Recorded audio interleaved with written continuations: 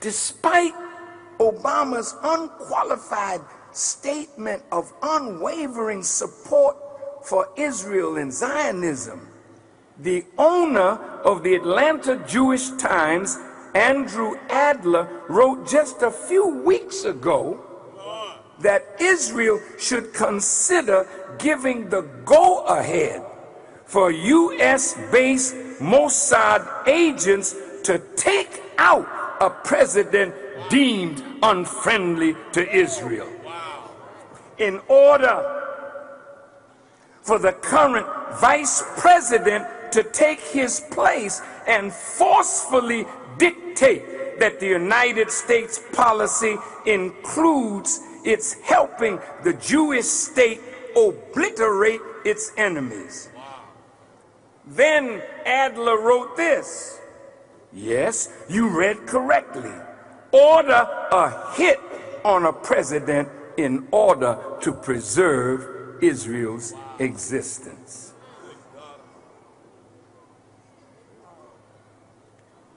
Did you hear about that? How many of you heard about that? Raise your hands. Oh, that's a small number of you. Now, when I say something, they make sure everybody knows if it's negative. Farrakhan the anti-Semite, Farrakhan the hater, Farrakhan the this. Why the hell didn't the media tell you what that man said about killing our brother in the White House? Talk back to me. It's because they protect their own regardless to the evil of their people. But you're going to get out of it today. You're going to make a different change today, or I'll tell you what the results will be.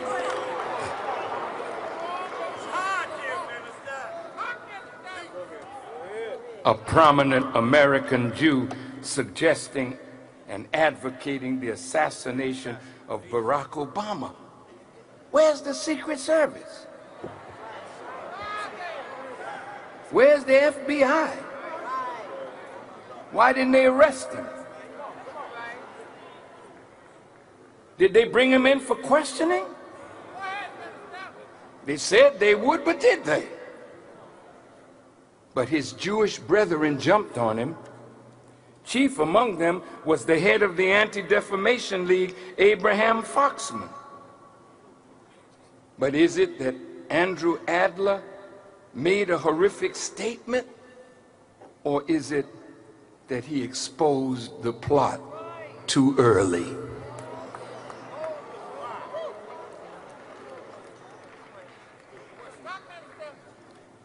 Adler made another point that no one is addressing. What is the Israeli Mossad doing based inside America? This tells me that the synagogue of Satan is at work. Now, this part of our lecture gets very serious. And I want to open the Bible for you. Now, you know I didn't write the Bible. But I did learn to read. Revelation 2 and 9. When you get home, open your Bible. Listen to what it says. I know thy works and tribulation and poverty, but thou art rich. And I know the blasphemy of them which say they are Jews and are not, but are the synagogue of Satan. I didn't write it, but I'm going to explain it. Revelation 3 and 9. It wasn't enough in 2 and 9. They come back in 3 and 9, John the Revelator, and he said, behold, I will make them of the synagogue of Satan, which say they are Jews and are not, but do lie. Behold, I will make them to come and worship before thy feet, and to know that I have loved thee. I wonder who that's talking about.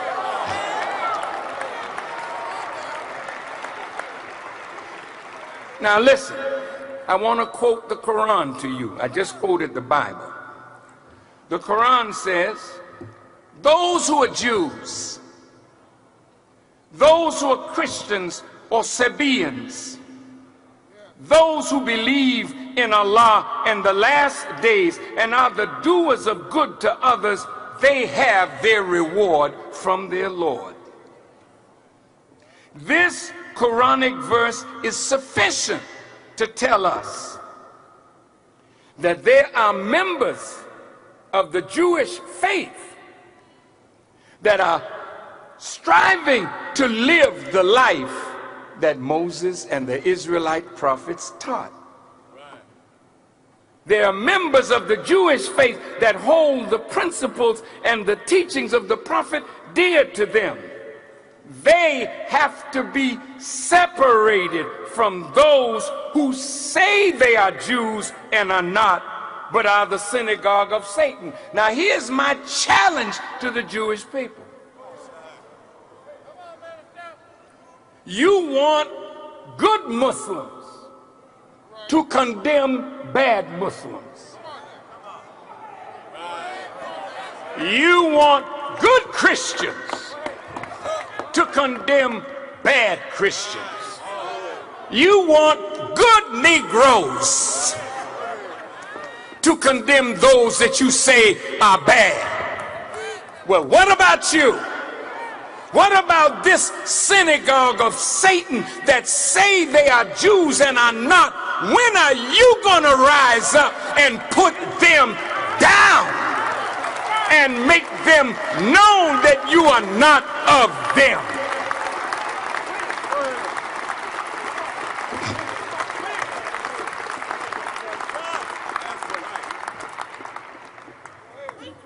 Now,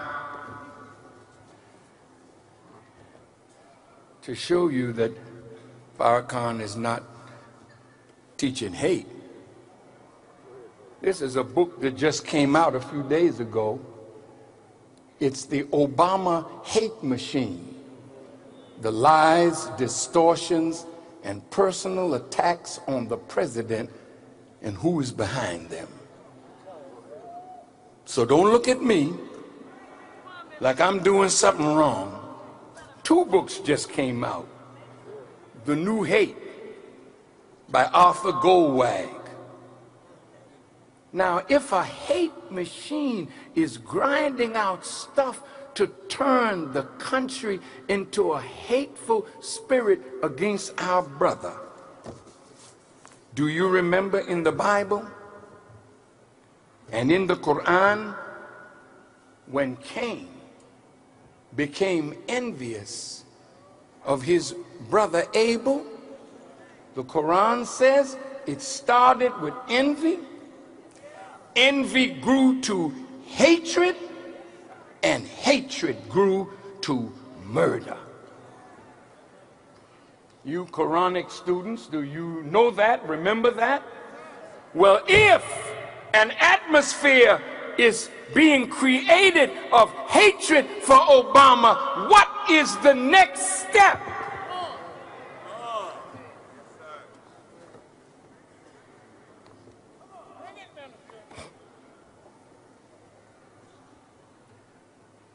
Did you know that at first members of the Jewish community were very close with Obama, and they wooed him, and in their media, New York Magazine had a picture on the cover of Obama wearing a yarmulke with the title, "The First Jewish President." Did you know that 80% of the people that surround him in his administration are Jewish? How could he be an enemy of Jews?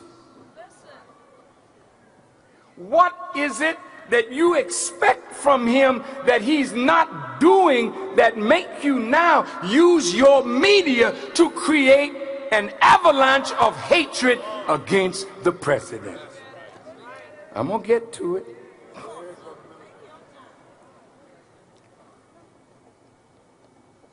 Some Chicago Jews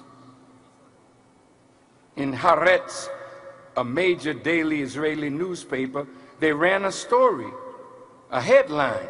Some Chicago Jews say Obama is actually the first Jewish president. Remember how you used to foolishly say that Clinton was our first black president?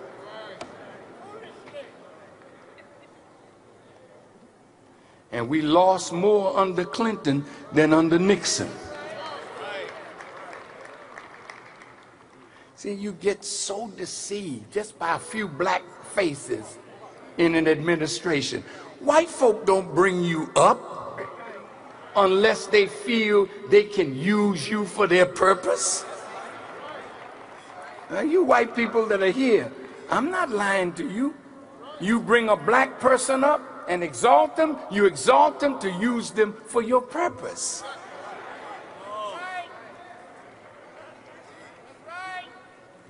All right. Now, oh, no, hell, I can't back down now. That's right. That's right. That's right. Come too far now.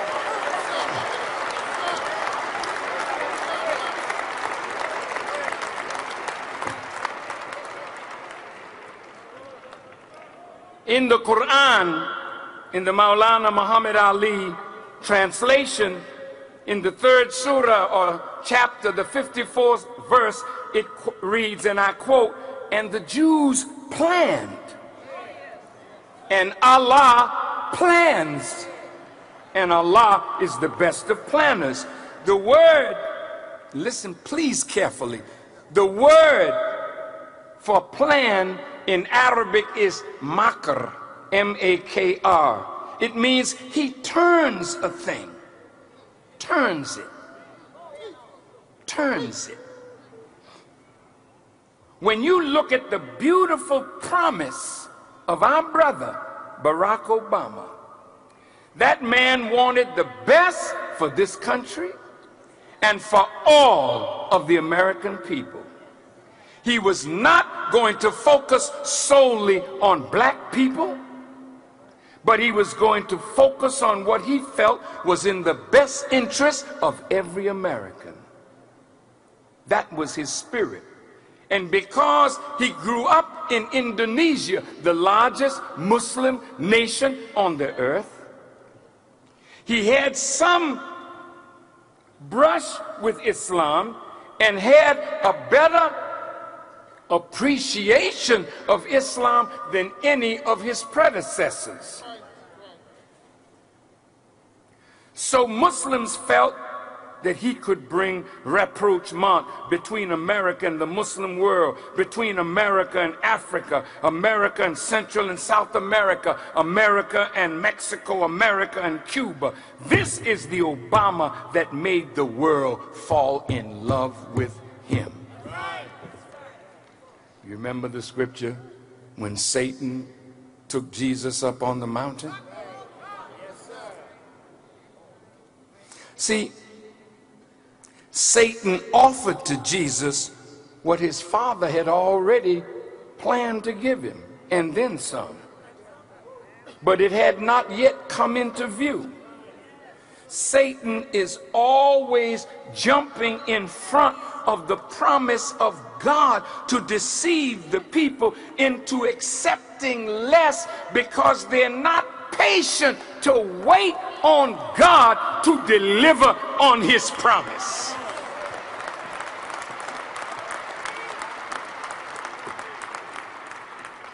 Now, Jesus had the strength to say, "Get thee behind me, Satan."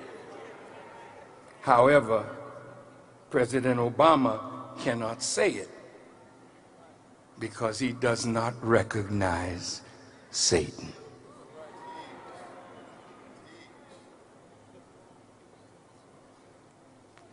if you look at everything that our brother said that was in his heart to do for America and the world, he is now hamstrung and unable to do it.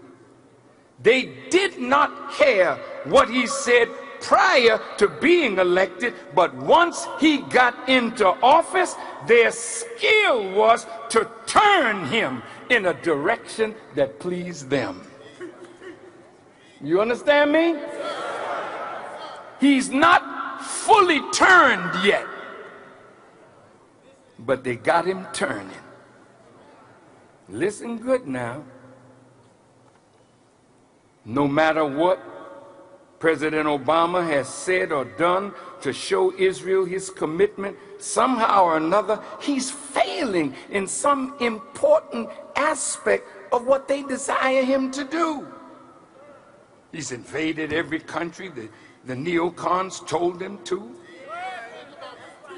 He went and got the stimulus plan that bailed out Wall Street. There's nothing that he has not yet done for Israel, but they're still not happy.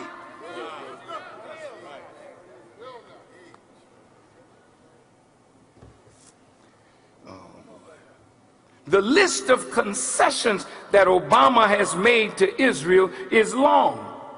Now, I want you to listen carefully now. He claimed credit for killing the world's #1 terrorist, Osama bin Laden. But did you ever stop to look at that? Well, let's look at it now. From the reports of that military operation, Osama bin Laden was caught unarmed with his family around him.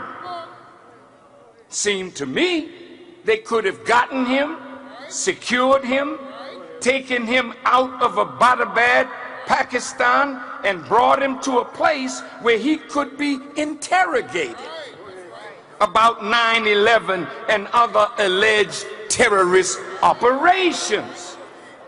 They could have brought him to America and tied him up and drove him through the streets, letting the world know that this was the enemy, that Bush said we wanted him dead or alive. You caught him alive.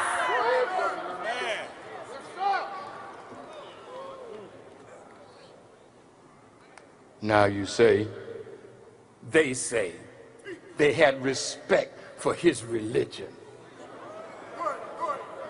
So they took his body and they washed him and oiled him like we do our dead. And they had an imam come and say the janazah prayer, and then they dumped him in the ocean.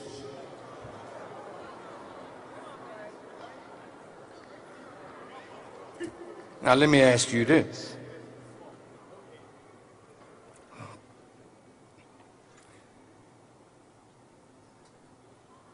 This man, captured alive, would have meant a treasure trove of information for U.S. intelligence. You waterboarded some that followed him to get information. You are not against torture. If this man is a man plotting stuff all over the world against America and its values and its people, if this is the man that killed 3,000 people in the Twin Towers in America, why didn't you interrogate him? Could it be that to kill him on the spot meant that he really was not wanted alive? Because maybe much of what you charged him with, you would never be able to prove in a military court or a court of law. Could it be that the 3,000 people that died at the World Trade Center were not killed by Osama bin Laden or Muslims at all? Could it be that that was used by our government, a false flag operation to begin to deprive American people of what is guaranteed in the Constitution and the Bill of Rights? Could it be? See, you can't even wrap your mind around the thought that our government could have done something like that, killed 3,000 mainly Americans to get political advantage. You can't wrap your mind around that because it's impossible for you to think like Satan. But that's not your job.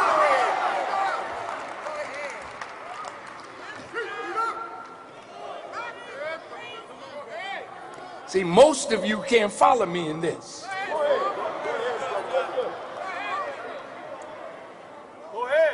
You're going to have to find some heavy testicles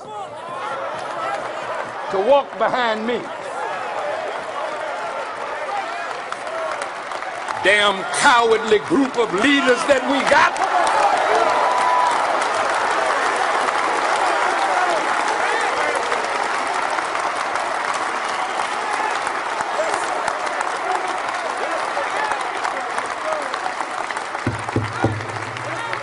America, you killed an American citizen, Anwar al-Awlaki, who took issue with America's foreign policies. You say it is justified, even though it is a violation of the Constitution of the United States to have killed an American citizen without due process. And not only did you kill him, you went after him and killed his 16-year-old son and other family members. You send your drones now.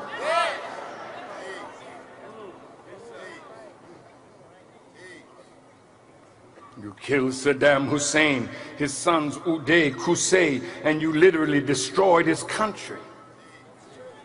Muammar Gaddafi had developed a beautiful plum that was the envy of Western society. Oh, they said it was a humanitarian mission. But why then did America use depleted uranium in cruise missiles to not only kill present generations, but to poison the atmosphere for future development of life?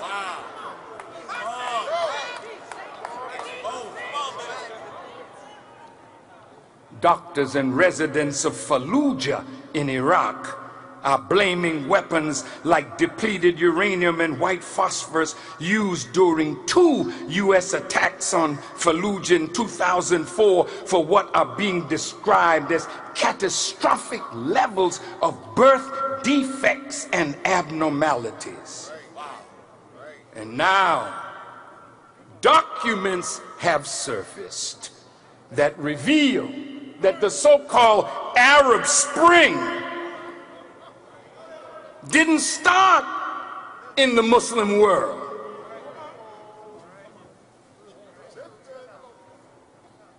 Well, where did it start? It started from plans in the United States to take over the Middle East, its natural resources, for the Western world. But their Arab Spring is not going the way they originally intended. And it has now turned into a harsh Arab winter. And this is to say to America that even though you plan, there is a planner over and above your plans who fulfills the scriptures that says in the Bible that you will lay a trap for others and get caught in it. You will dig a ditch for others, but you will fall in it. a 4-star U.S. Army General Wesley Clark.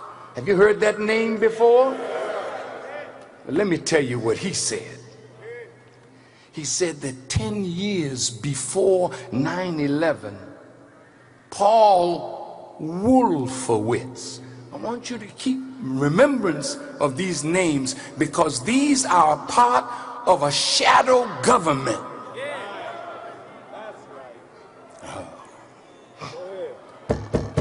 Let me say it again. These are part of a shadow government.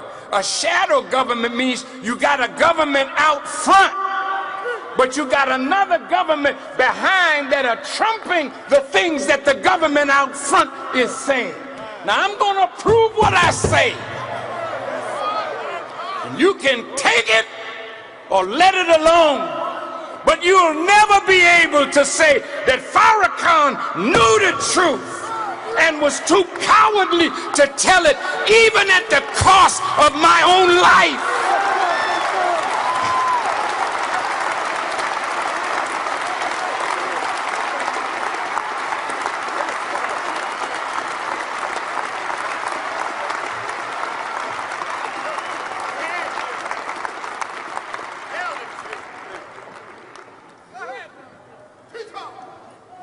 Mr. Clark said Wolfowitz, the neocon architect of Bush's war on Iraq, told him of plans to clean out the Middle East and take over those Muslim nations. Just 10 days after 9/11, Clark was shown a Pentagon memo that describes how they planned to take out 7 countries, Muslim countries, in 5 years, starting with Iraq, then Syria, Lebanon, Libya, Somalia, Sudan, and then Iran. They call this project the Greater Middle East Project, but for the public and the media, they're calling it the Arab Spring. Journalist and historian William Engdahl is reporting that some of the Arab protest leaders were trained to be instigators in Belgrade, Serbia, by activists financed by the U.S. State Department. Now, look here. If the State Department is financing this, let's see what Mr. Engdahl has to say more. He said the ultimate goal of the United States is to take the resources of Africa and Middle East under military control in order to block economic growth in China and Russia, thus taking the whole of Eurasia under control. Now, you may not know it now, but America is already at war with China and Russia. Well, wait a minute now, Farrakhan. I think you're going a little far. No, I haven't gone far enough. We had a seminar yesterday called Business is Warfare. America is at war right now with China and Russia. I'll prove it in a minute. You just hang in there with me. You can't get this nowhere in America but by the voice of a man trained by God's apostle, the Honorable Elijah Muhammad.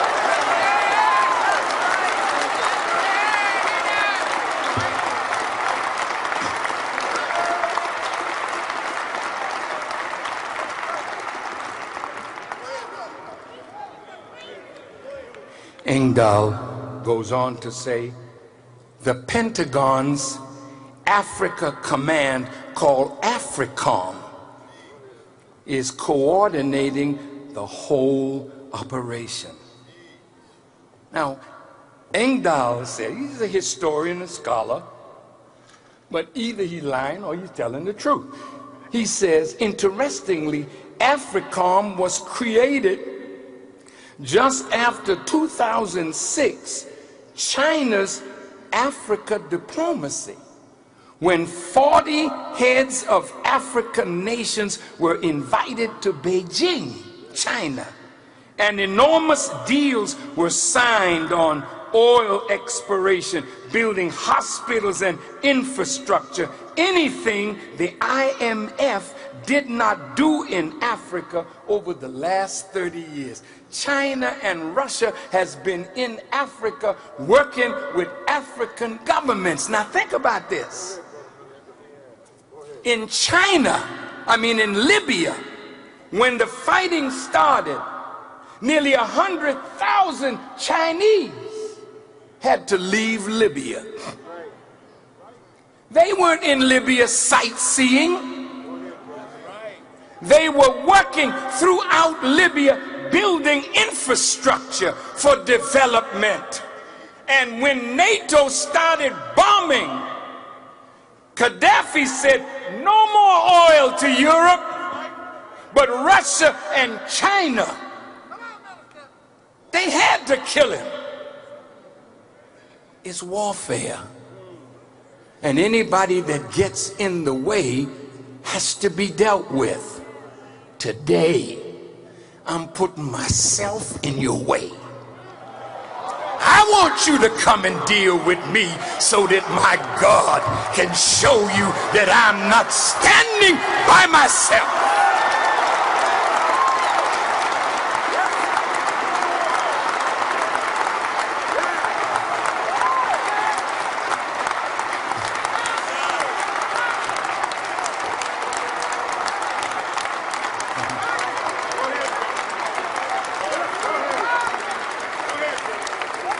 In 1974, I want you to hang with me.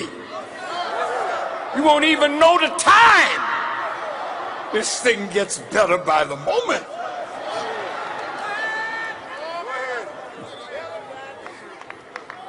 Listen, in 1974, Henry Kissinger, who was then Secretary of State under President Nixon, signed National Security Study Memorandum 200, titled, quote, Implications of Worldwide Population Growth for U.S. Security and Overseas Interests. It was adopted as official policy in 1975 by President Gerald Ford. Now, those who analyzed the report said Dr. Kissinger proposed that, listen, depopulation. You know what that means? I'm going to say it again. Can you spell? You look it up. Depopulation should be the highest priority of U.S. foreign policy towards the third world. Africa,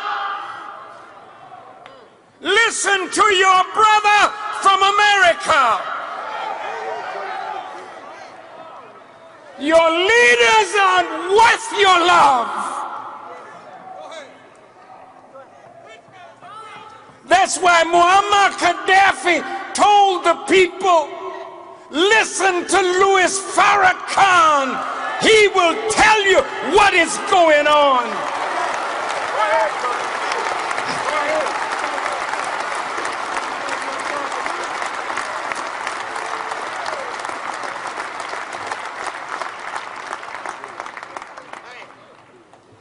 I'm going to say that again. Depopulation should be the highest priority of U.S. foreign policy towards the third world. He quoted reasons of, one, national security, and because the U.S. economy will require large and increasing amounts of minerals from abroad, especially from less developed countries. Let me stop here for a moment. In order for America to remain a power in the 21st century, she must have access to strategic metals and minerals that are found in Russia and in Africa, especially Central Africa.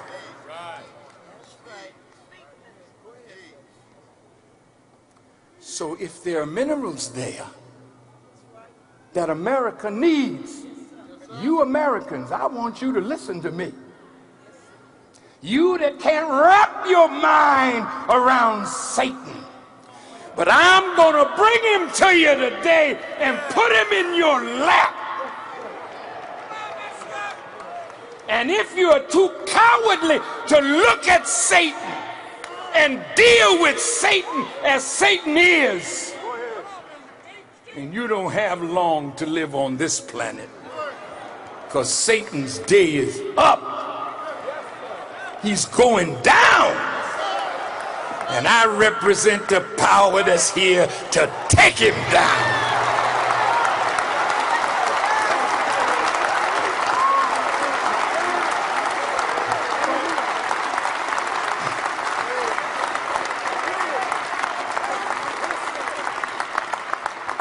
Now listen to what Kissinger is saying.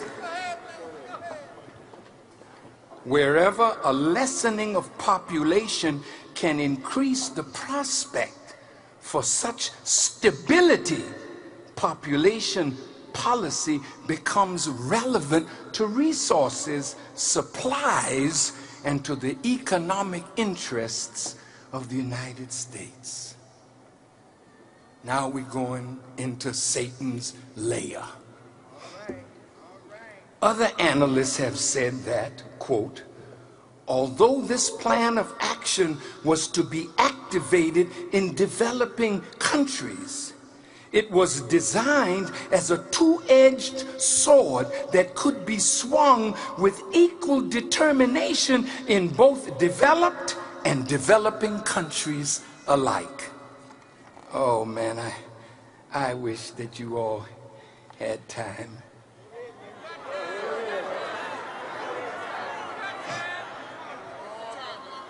Listen, in Europe right now, Patrick Buchanan wrote a book, The Decline of the White Race. In Europe, it's zero population growth for white people.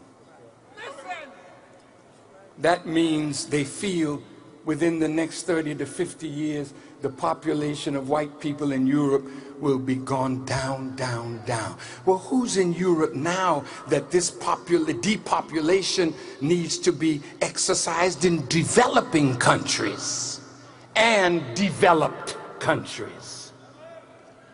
See, my brothers here and sisters from England, look at the people that are coming to England from the former colonial territories of the British Empire, from Pakistan, from India, from the West Indies, from Asia. You run to London, you run to England. But they don't want you, because if you stay, in a few years, you'll become the master of their land, because they are dying. And since you love the white woman and the white man loves the black woman, you all start cohabiting, and then a whole new kind of human being is coming up in Europe that's not white anymore.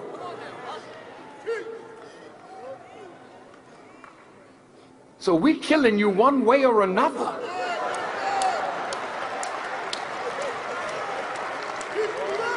And we're not even trying.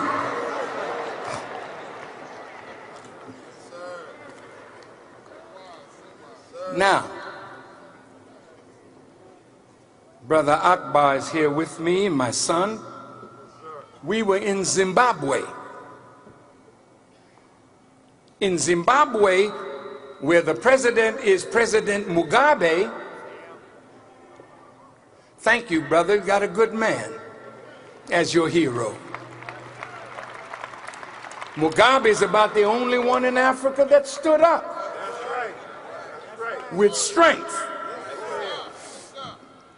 May Allah be pleased with him and give him even longer life to trouble the West. But in Harare, the #1 industry was building coffins. 5,000 Africans each week were dying, 20,000 a month. From what? AIDS. I was a guest of the Ministry of Health, and when we were at luncheon with the Ministry of Health, they were bragging that every child in Zimbabwe had been vaccinated.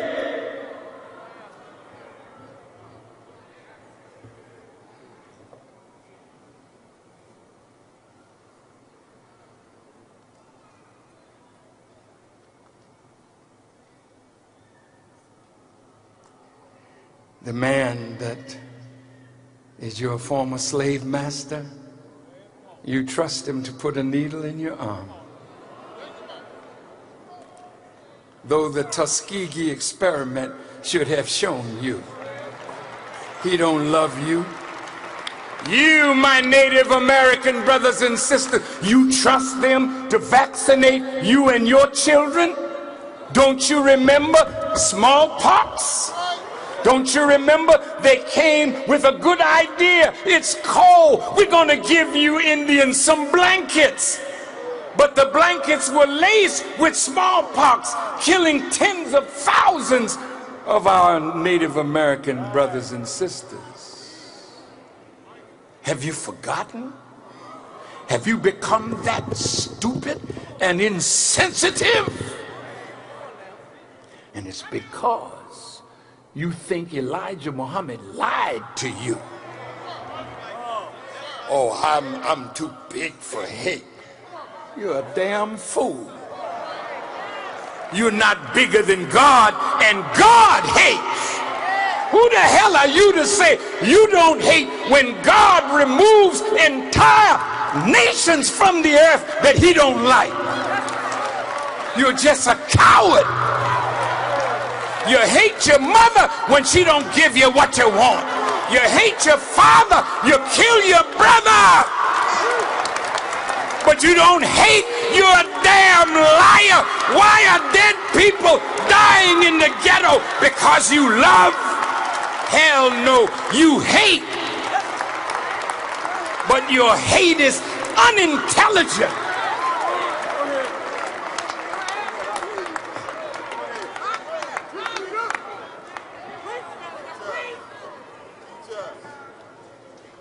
Now,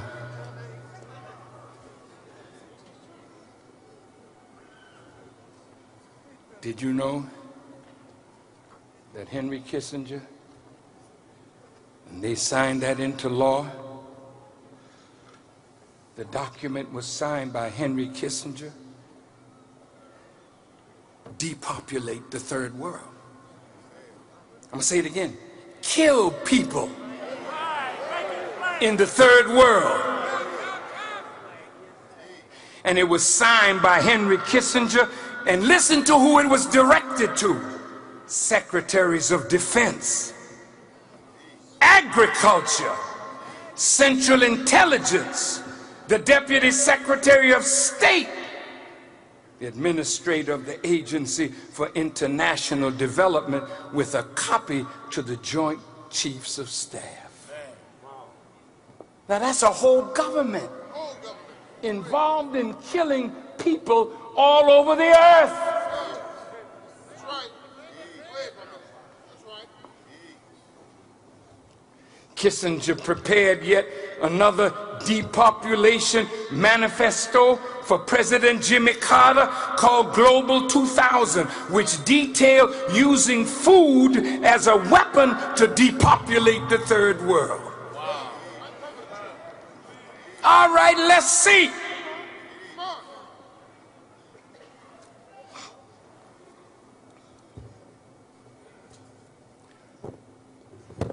Have you been to McDonald's lately?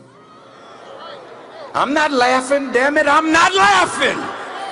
And damn it, don't you laugh. Because they're killing you with your taste buds. You don't understand Satan, but you'll hate me for exposing them today.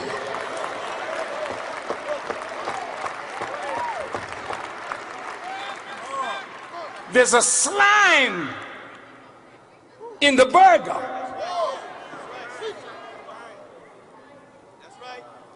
It's got silicone. They've practiced how to deceive your taste buds and your nose. You smell something that smells like chicken. You taste something that tastes like chicken, but it's chemicals.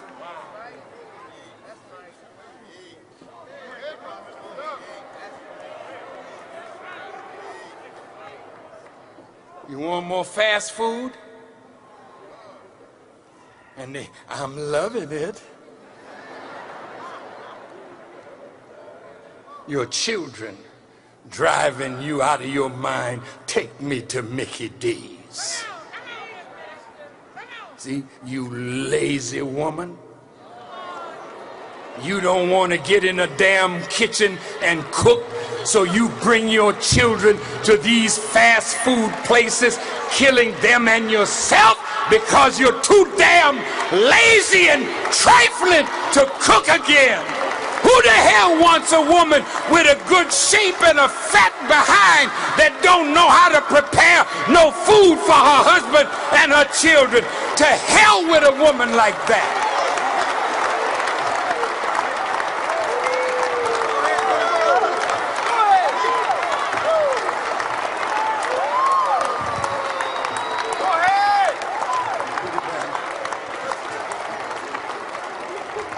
I knew it was going to be tough today,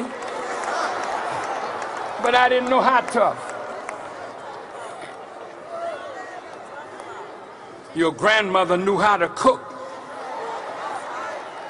You know how to make a baby, but don't know how to cook food. You know how to shake your behind, but don't know how to rattle some eggs in a pan.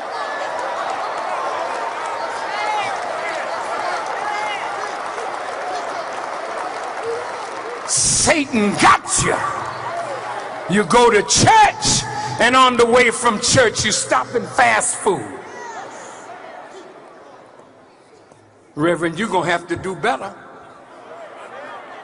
teaching this people. Because I'm going to have the people sit you down.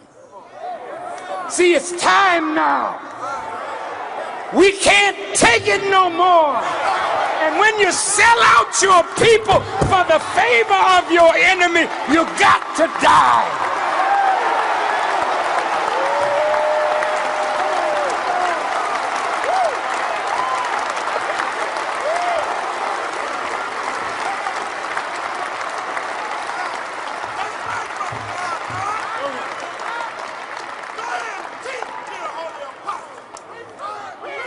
I'm sorry. I'm full.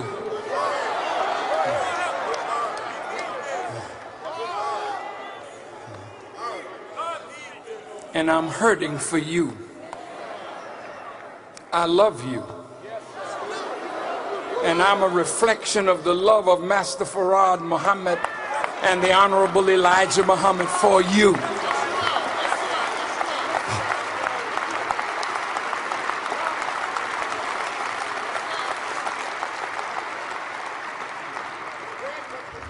Let us recall what Zbigniew Brzezinski said, former National Security Advisor under Jimmy Carter. Listen to his words.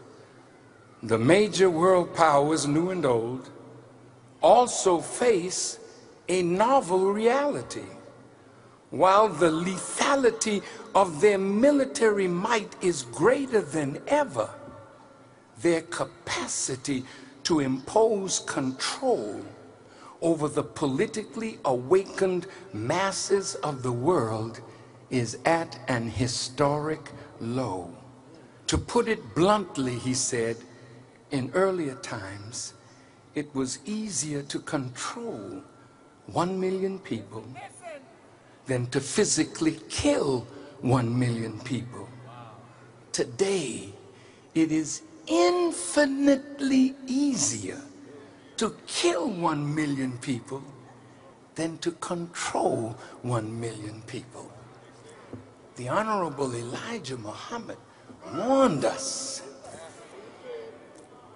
He said the scientists of this world so wicked in devising more stealthy means of killing millions of people.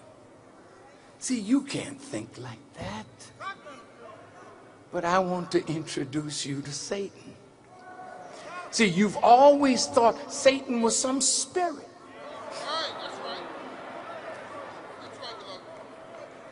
Spirits, yeah, Satan got a spirit, all right.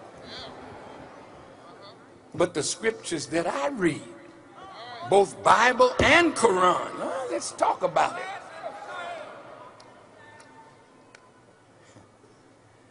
The Quran says, follow not the footsteps of the devil. Well, hell, I didn't know the devil had feet.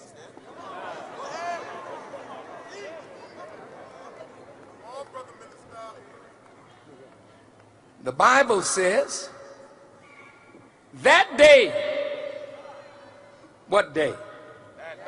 Judgment day. That day shall not come except there be a falling away first, and the man of sin be revealed, the son of perdition. It ain't no spook. Isaiah the prophet said, "O Lucifer, son of the morning, how art thou fallen from heaven, thou that didst weaken the nations? They shall narrowly look upon you and say, is this the man? Is this the man?"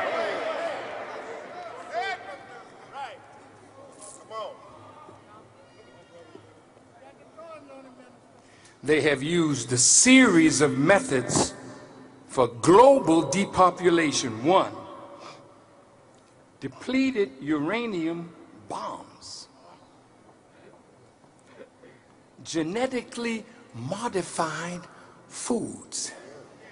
You notice they sent the document to Monsanto? Look them up on your iPad or your computer. Google them up.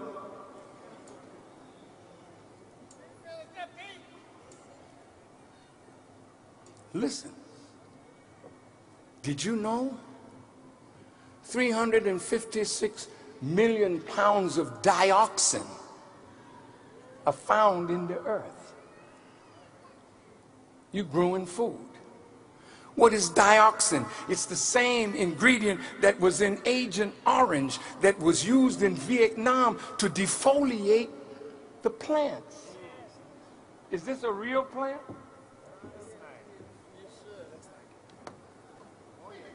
Real. Now let me tell you something. If something is that strong that can defoliate leaves, the Bible says all flesh is as grass. Look at your flesh and look at the leaves. See, if it can defoliate this, it can kill you. Dioxin in your food, sludge in the ground where they're growing food. They sent it to agriculture because everybody has to eat, but you don't control what you eat. You run to the supermarket, they make it look good, they make it taste good, but all of a sudden you're dying from cancers.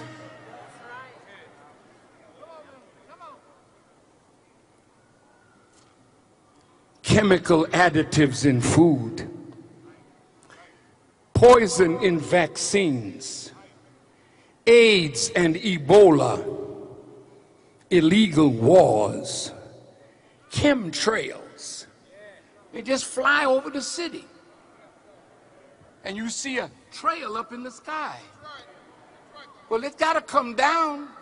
But what's in the chemtrail? All of a sudden, everybody got a virus. Where the hell did you get it? All of you sick before Savior's Day, coughing and spitting. Where did you get it? You think you're dealing with some human being?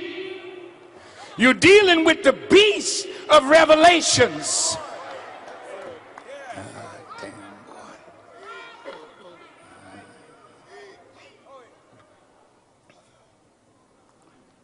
But America, Allah is the best of planners. Elijah Muhammad came and taught us how to eat to live. Master Farad told Elijah Muhammad how to teach us. And your Quran tells you that when the Messiah comes, he will teach you what foods to eat and what foods to store in your houses. The Prophet Muhammad did not teach you that. He gave you foods that were given in the Torah as well for the Jews. But to teach you how to weather the storm of radiation.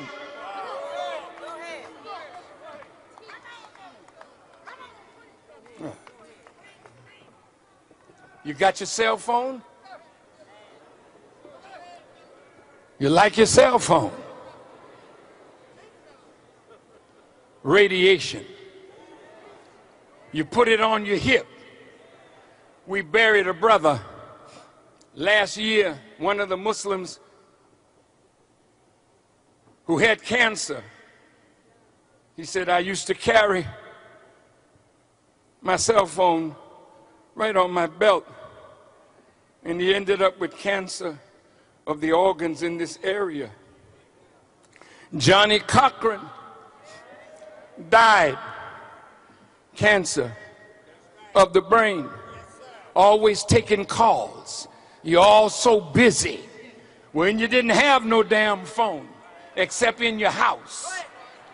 You had to wait till you went home. But today you're busy, and every 5 minutes you on a phone. More radiation. You can't cook your food no more. You drop it in the microwave, radiation. You sit in front of the television, radiation. You got your iPod, your iPad, your computer, radiation. Go to the airport, come through this machine, radiation. You get a cough, you go get a chest x-ray, radiation. You say, I need a MRI, radiation. I need a CAT scan, radiation. So you're eating radiated foods, but you're eating all kind of times a day. Elijah Muhammad said 1 meal a day. A good meal to give your blood time to build up strength to cast the toxins out of your body. He said, get that bean, that navy bean, that natural bean. The pulse in it will ward off the effects of radiation. But you don't like Muslim food from Elijah Muhammad. Well, die then. You can't let a man from God teach you how to save your life, then die. The world will be better off with you being eaten by a damn worm.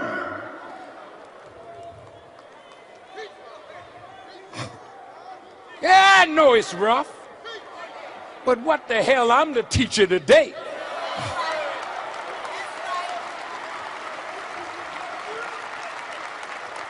You just need somebody that ain't going to sugarcoat nothing for your raggedy behind. You need somebody to tell it to you straight. You got these milquetoast, punctified teachers that want your money and your favor, but they don't want the favor of God. I don't give a damn about your favor.